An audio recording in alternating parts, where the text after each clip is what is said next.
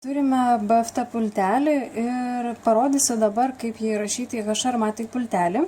O tą turimą BFT kodą iš HRmatic pultelio dar kartą pabandysime perrašyti į HRmatic pultelį. Tai reiškia, kad tas pultelis, į kurį rašom BFT kodą, jisai tampa tarsi kaip BFT. Tai tam, kad galėtume perrašyti BFT pultelį į HRmatic, visų pirma, jame turime atidaryti įrašymo režimą. Paspausime šitą mygtuką ir jį laikant 4 kartus spausime antrą mygtuką. 1, 2, 3, 4. Tuomet spaudžiame tą mygtuką ant BFT pultelio, kurį norime įrašyti. Matote, LEDas nemirksi, todėl reikia išleisti slaptą kodą, kurį išleidžiate paspaudus 2 pirmuosius mygtukus iš karto abu kartu.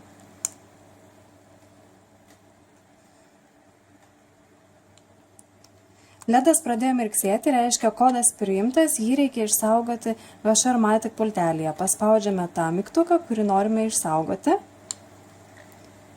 Ir laukiame, kol užges šviesa. Reiškia, kodas įrašytas yra į HRmatic pultelį ir jisai tarsi tapo BFT pulteliu. Dabar imame antrąjį HRmatic pultelį ir norime BFT kodą iš HRmatic pultelio įrašyti į HRmatic pultelį, kuris yra šiuo metu tuščias.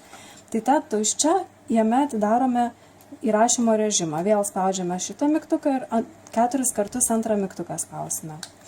1, 2, 3, 4. Tuomet spaudžiame tą mygtuką, kurį norime įrašyti.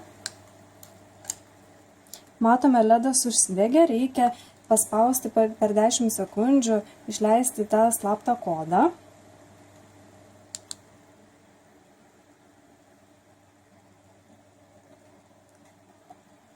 Laukiame. Dabar išleidžiame tą mygtuką, kurį norime įrašyti.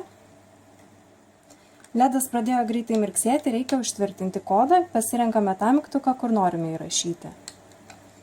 Ir laukiame, kol LEDas užges. Dabar šiuo metu turite 2 BFT pultelius. Vieną, kurį kopijavome iš originalaus BFT pultelio, o kitą kopijavome iš HRmatic pultelio.